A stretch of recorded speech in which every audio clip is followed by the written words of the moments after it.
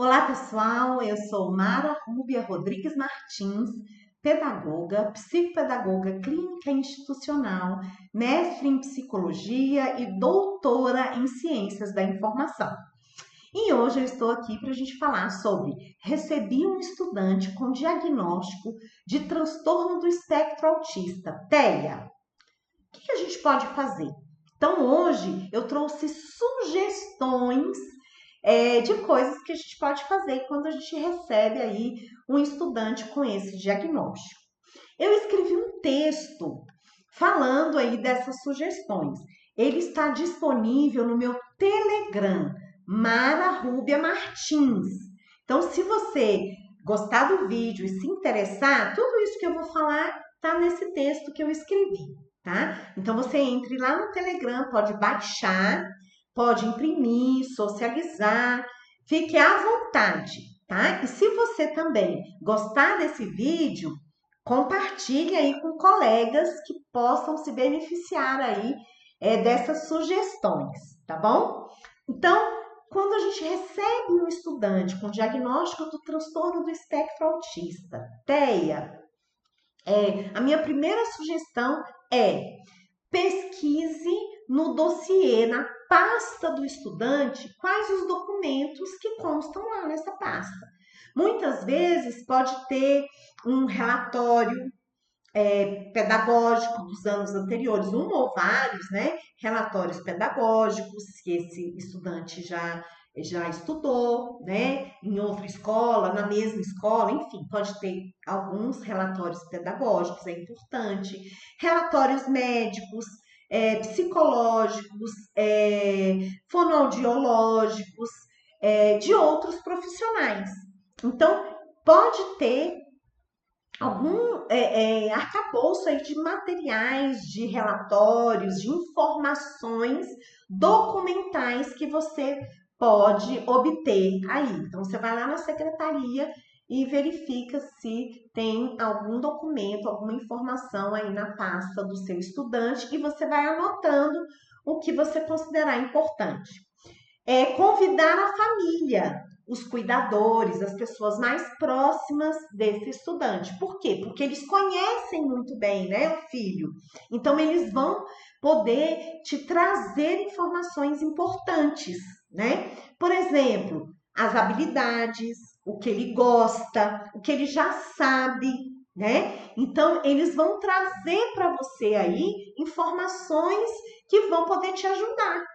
Por exemplo, se ele tem um hiperfoco, que a gente chama, né? Se ele é focado, se o interesse dele é num determinado assunto, num determinado tema, num determinado objeto, personagem, história, desenho, filme, música. Então, se ele tem esses interesses, é importante você saber, porque você vai lançar a mão deles no início do ano letivo, para você atrair a atenção desse estudante, né? Se ele tem dificuldades, se ele tem coisas que ele não gosta, né? Que ele se recusa. E aí, o que, que a família faz se é uma coisa necessária? Se ele, por exemplo, se irrita com facilidade, né? Como a família lida com isso? Então, eles vão trazer dicas para você, né? Quando ele tem um determinado comportamento, como é que a família age.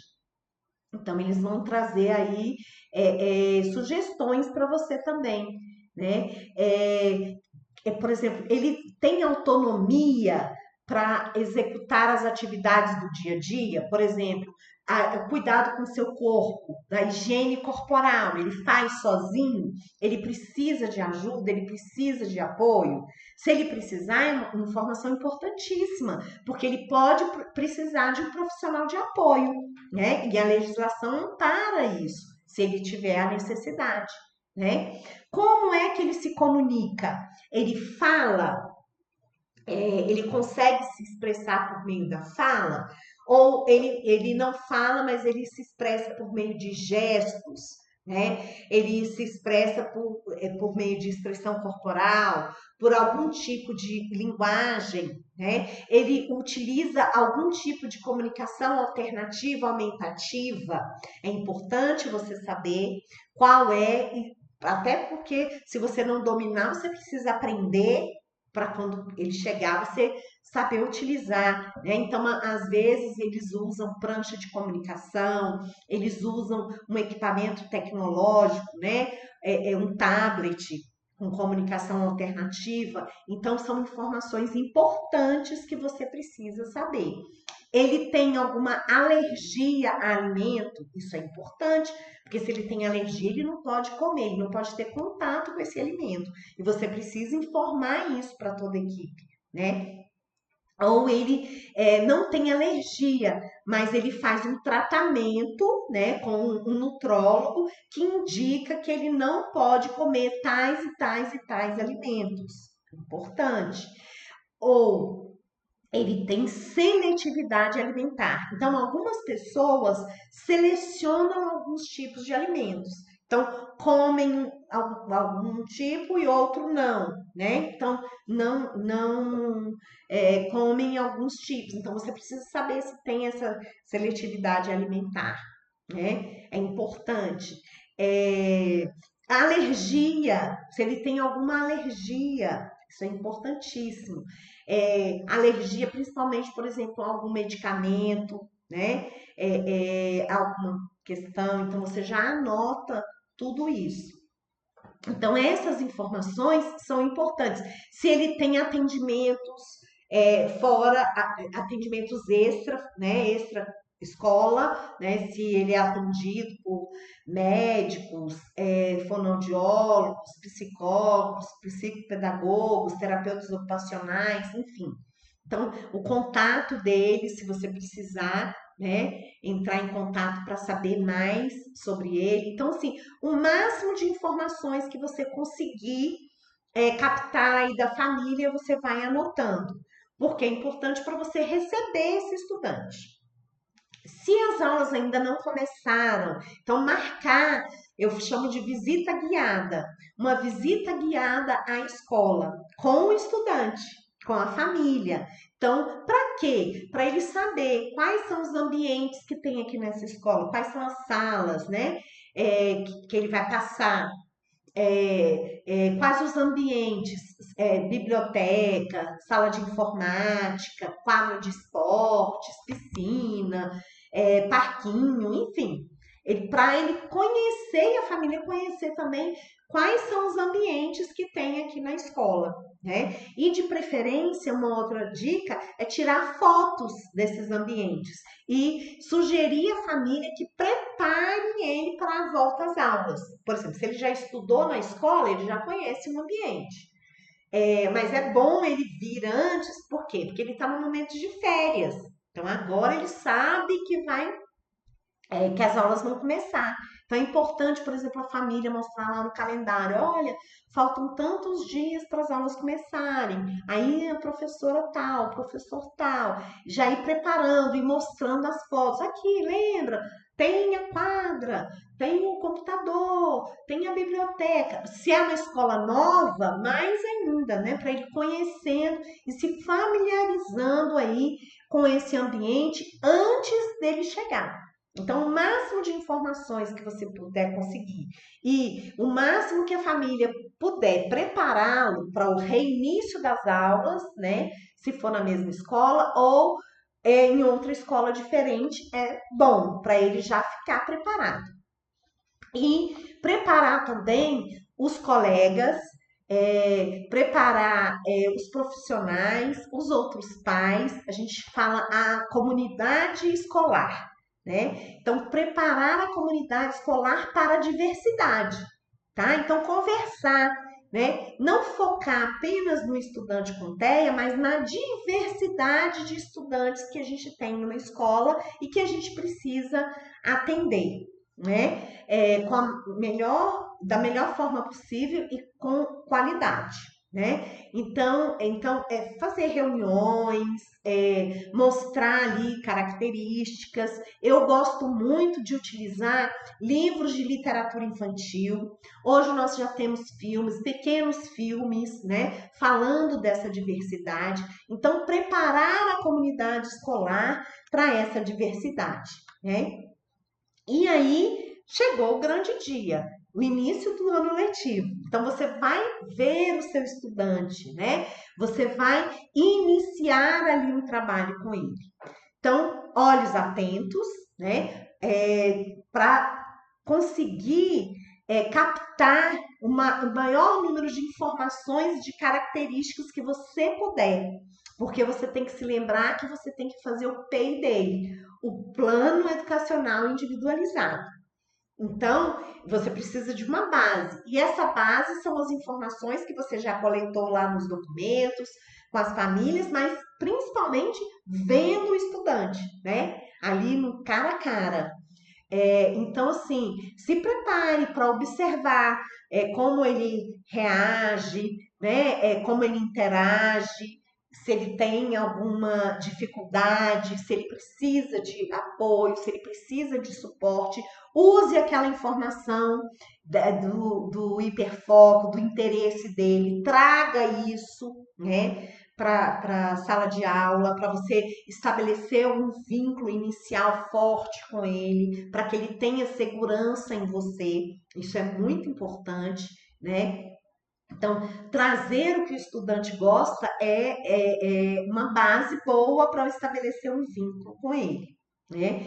E organize, estruture o dia, né? Se for o turno da manhã, da tarde, ou se for um horário integral, mas estabeleça ali a estrutura de atividades que vão ser realizadas, de uma forma que ele compreenda. Então, se você observa que ele tem uma dificuldade na compreensão, tire fotos, né, das coisas, das atividades ali do dia a dia, traga imagens, né, para facilitar essa organização. Então, nós chegamos na escola e depois nós vamos fazer isso, depois nós vamos fazer isso, depois vamos fazer isso. Dê uma previsibilidade para ele se sentir seguro, para ele sentir que tem uma sequência e que lá no final dessa sequência tem saída, ele vai para a casa dele, né, para um ambiente que ele se sente mais seguro. Mas enquanto ele está aqui, ele tem essas tarefas, essas atividades a cumprir, né? Agora, quando você for elaborar, assim, procure mesclar as atividades. Colocar uma atividade prazerosa ou uma atividade que ele tem uma habilidade para executar, e aí você coloca depois uma atividade um pouco mais desafiadora. Eu falo um pouco mais, gente. Por quê? Porque se for muito desafiador, ele vai desanimar. Ele não vai querer fazer, ele vai resistir, né? Então você vai mesclando ali, até porque a gente sabe que tem atividades que são necessárias, né? Elas são a base para outras atividades, né? Elas são aí precursoras para que outras habilidades surjam, né? Então ele precisa fazer também. Então, quando você estruturar essa aula, essa rotina, ter esse cuidado de ir mesclando, né? Colocando coisas que ele goste ali no meio. Ah, então ele vai ter que fazer até chegar ali naquela que ele gosta mesmo, né? E de uma forma que ele compreenda. Porque não adianta nada a gente colocar ali, escrever, por exemplo, se ele não lê, né? Então, assim, se ele lê, se ele tem uma boa compreensão, pode ser escrita, não tem problema. Mas se ele tem dificuldade em compreender assim, procure fazer por imagens, por fotografias, para que ele compreenda, né, o que vai ser realizado. E aí, aos poucos, a gente vai flexibilizando isso. Mas assim, é aos poucos, né? À medida que a gente vai trabalhando, que ele vai confiando, né? Aí a gente vai aí, vamos dizer assim, modificando essa estrutura, né? A gente vai acrescentando algumas coisas, retirando outras, né? E a literatura mostra pra gente que essa estratégia ela eficaz não só para as pessoas com TEA, para aqueles estudantes que precisam de uma previsibilidade, precisam de uma segurança. Isso, inclusive, auxilia a questão do comportamento. Por quê? Porque aí ele já vai se sentir seguro, ele já sabe o que vai acontecer, ele já fica preparado para as atividades, né? E se ele usa comunicação alternativa, logo no início você já vai procurar usar a comunicação que ele utiliza, tá? Se você verificar que ele tem dificuldades em compreender, né?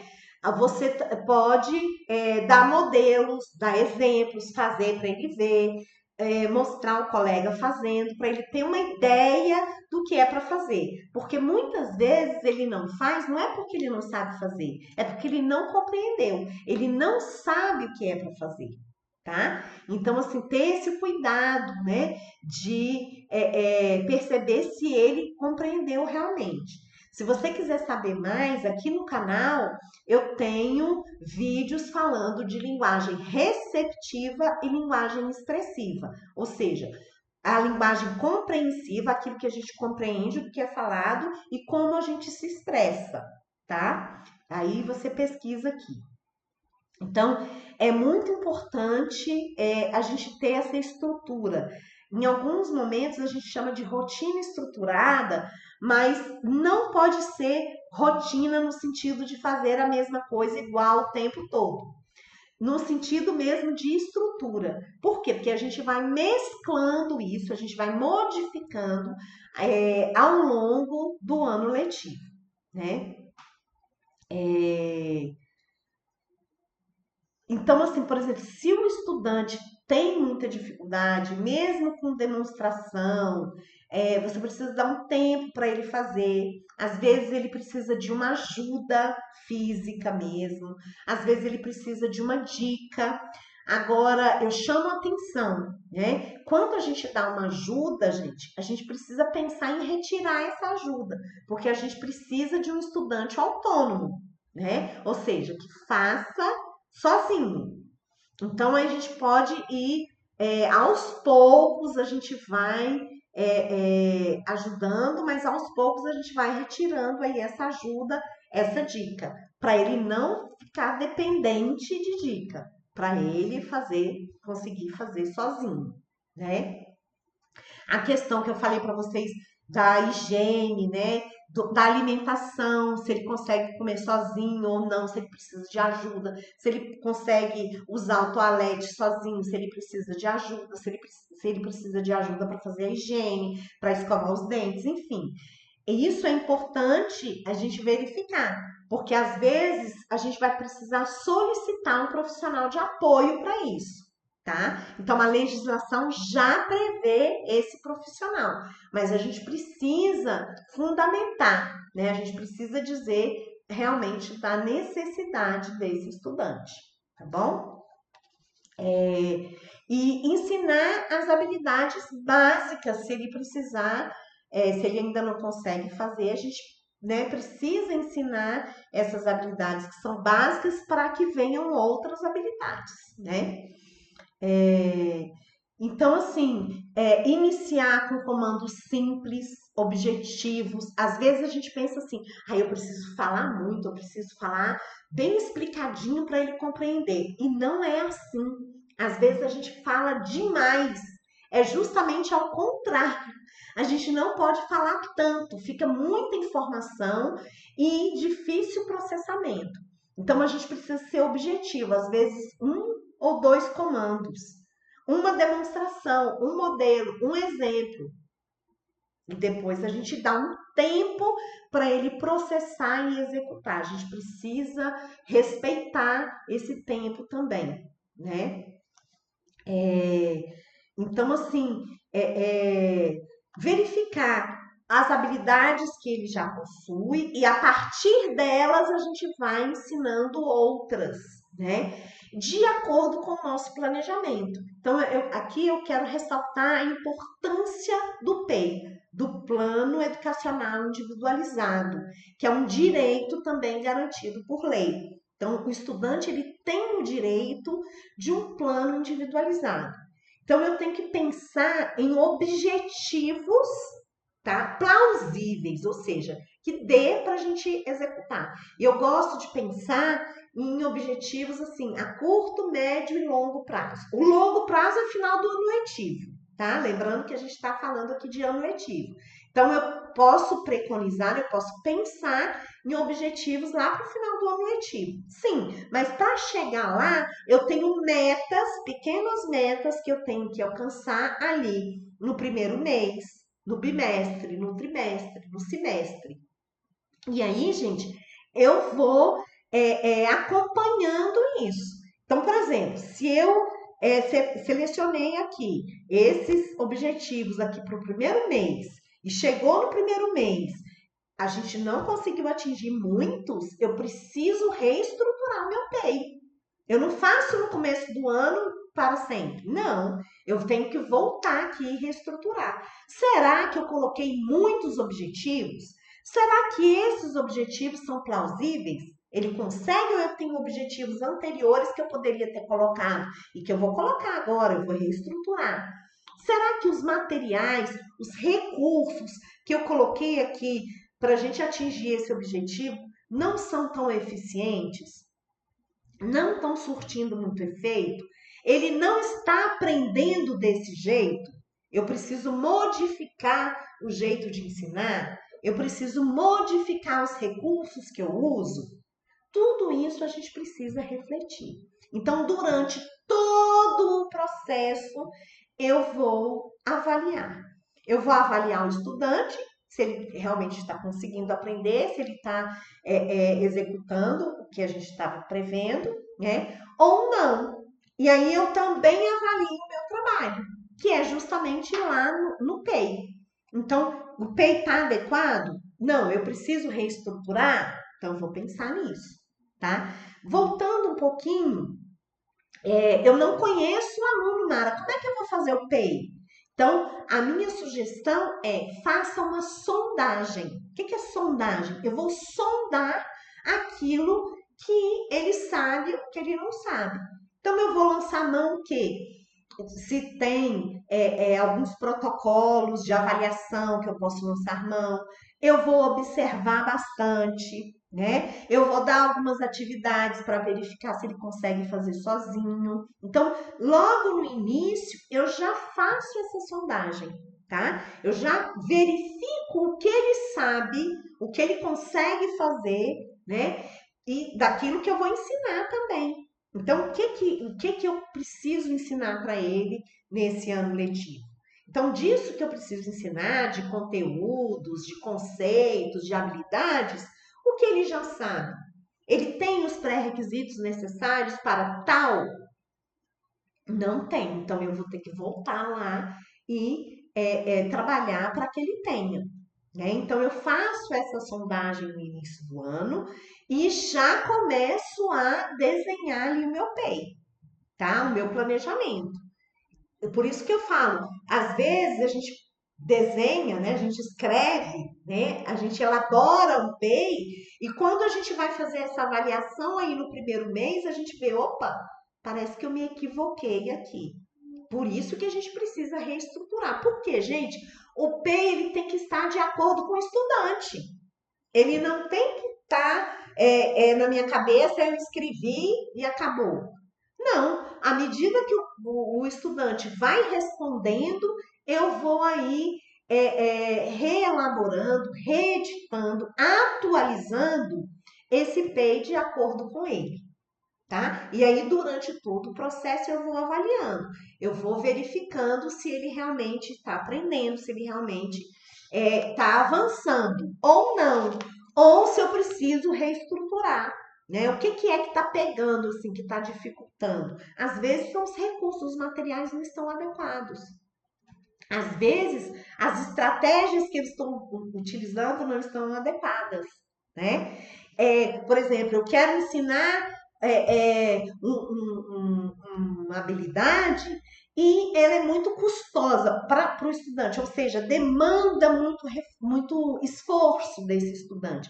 Então, às vezes, eu preciso fazer o quê? Eu preciso dividir essa atividade em várias partes, o que a gente chama de análise de tarefas.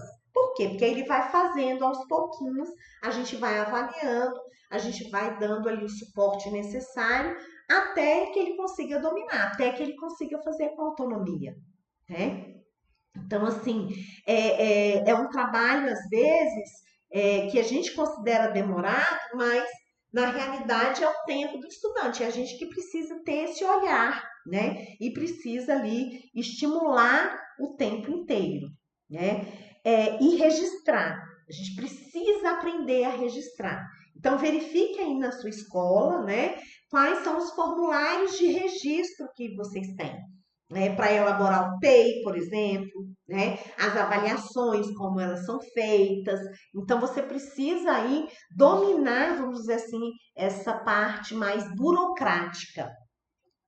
Por exemplo, se você verificar que o seu estudante tem questões sensoriais aí que dificultam, que atrapalham a aprendizagem, você precisa mitigar, minimizar assim, o máximo possível, esses efeitos, porque a gente tem que ver que a gente está num ambiente escolar com várias pessoas, né? Mas às vezes a gente vai poder usar aí abafadores de som, se ele tem uma hipersensibilidade em alguns momentos. Então a gente não pode usar o abafador o tempo todo, porque se a gente está aqui explicando, se a gente está aqui dando aula, como é que ele está com o abafador? Né? Mas, por exemplo, num momento de atividade ali em grupo, que as crianças estão arrastando as carteiras, tem aquela movimentação toda, é importante, né? Então, assim, verificar os recursos que a gente tem, se a iluminação está adequada, né? Se esse ambiente aqui é um ambiente que proporciona a aprendizagem, se dá para a gente modificar alguma coisa, né? Eu uso também, gente, caixas com materiais, eu chamo materiais sensoriais.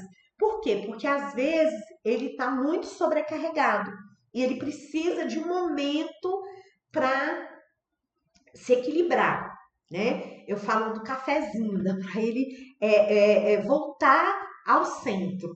Então, nessa caixa eu coloco objetos sensoriais. Eu coloco bolhas de sabão, massinha, argila, pincéis, lápis de cor, lápis de cera, papéis diferentes, brinquedos sensoriais mesmo, né? Então, às vezes, a gente precisa dar esse tempinho para ele, né? Para ele mexer ali nesses objetos, descansar um pouco, e isso tem que estar previsto no nosso tempo, no nosso planejamento. E depois ele volta e consegue continuar a executar, tá? Por exemplo, em alguns momentos a gente vai precisar retirá-lo desse ambiente social. Por quê? Porque a sobrecarga é muito grande. Só que a gente precisa avaliar, tá? Eu sempre sugiro que se avalie com a equipe escolar, tá? Então, assim, vai ser necessário essa retirada por quanto tempo? Não pode ser o período letivo todo. Muitas vezes eu vou visitar os meninos que eu atendo e ele fica lá perambulando pela escola a manhã toda, né? Não, não pode, né? Então, assim, vai ser bom, vai ser efetivo ele sair, ele precisa desse tempinho? Precisa. Quantos minutos? Com quem ele vai e com qual objetivo? Tem que ter objetivo para ele poder voltar. Se o tempo de atenção dele, por exemplo, for 5 minutos, então a cada 5 minutos eu preciso pensar numa atividade mais lúdica, mais recreativa, mais sensorial. Eu preciso aí diversificar para que ele volte e consiga se concentrar na atividade, tá? Por isso que a gente precisa também dividir a atividade em várias partes, né? Ele faz um pouco agora, depois ele vai lá, se equilibra, volta, continua ou não, ele vai fazer uma outra atividade, tudo planejado, tudo tem que estar registrado no PEI dele, tá? Isso é muito importante. Então, e hoje ele fica 5 minutos, mas 5 minutos é muito pouco, né? Então eu vou ampliando esse tempo, eu preciso planejar como é que a gente vai ampliar esse tempo de atenção.